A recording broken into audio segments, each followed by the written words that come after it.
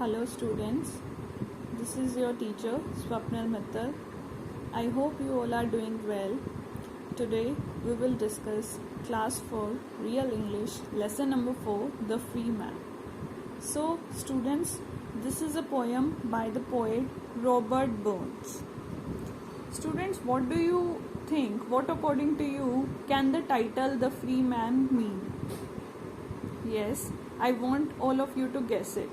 The free man means a person, a man who is free. Free means without foundations. The person is having freedom in the life to do anything, and the person is not bound to anyone. So we'll start with the poem, and this is the photograph of the free man. You all can see. Yes. So the first stanza is, I have a penny to spend there thanks to nobody. So the poet is saying, I have a penny to spend. Penny means, you can see students, penny is mentioned, a small British coin and unit of money. So penny means, students, a small British coin. Like in India we have rupees na, we have 1 rupee coin, 2 rupee coin. In Britain they have penny. So penny means a small coin. So penny here is symbolizing, I have a very small amount of money to spend. The free man is saying, मेरे पास बहुत कम पैसे हैं, there thanks to nobody. And for that small amount of money, he is not thankful to anyone. Why? Because that amount of money is possessed by the free man. He is not having that money because of anyone else. That money is owned by him only. That is why he says, thanks to nobody. Then, I have nothing to lend, I will borrow from nobody. He says, ना तो मुझे किसी से पैसे लेने हैं, ना मुझे किसी को पैसे देने हैं. So he says, I have nothing to lend. Lend means give money to someone on condition that they will pay it back after some time. तो in हिंदी भी से ना पैसे उधार देना.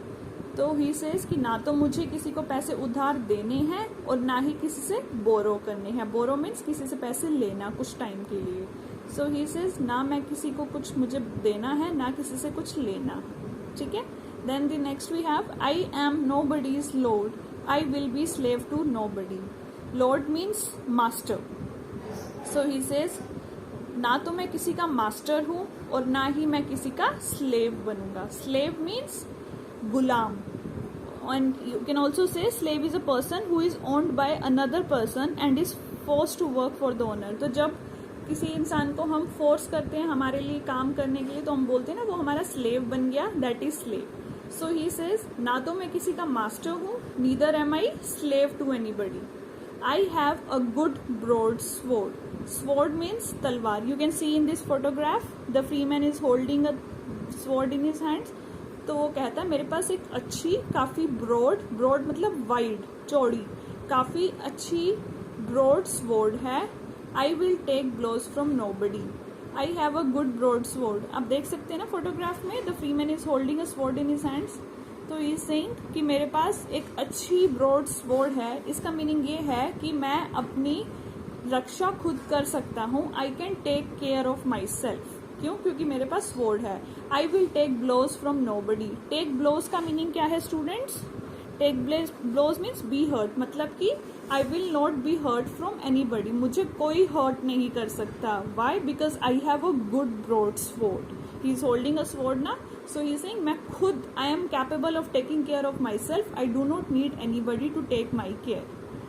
Then the last stanza is, I will be merry and free. I will be sad for nobody. He says merry and free means happy and cheerful. Means मैं बहुत खुश हूँ और बिल्कुल फ्री हूँ. मैं किसी के लिए भी सैड नहीं होऊंगा.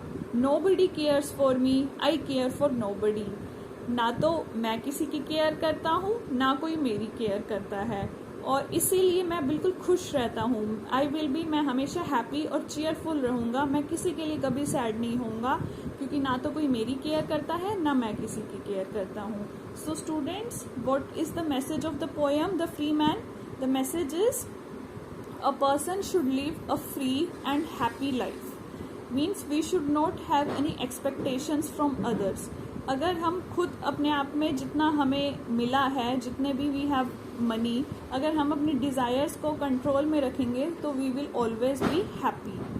बट अगर हम ये सोचेंगे नहीं हम किसी और से पैसे ले लेते हैं, तो हम हमेशा स्ट्रेस में रहेंगे उस पैसे को रिटर्न करने की।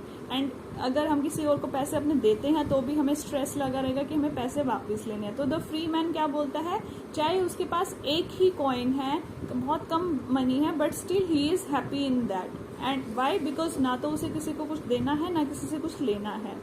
सो a person should always live a happy and cheerful life. So we are done with the poem The Free Man.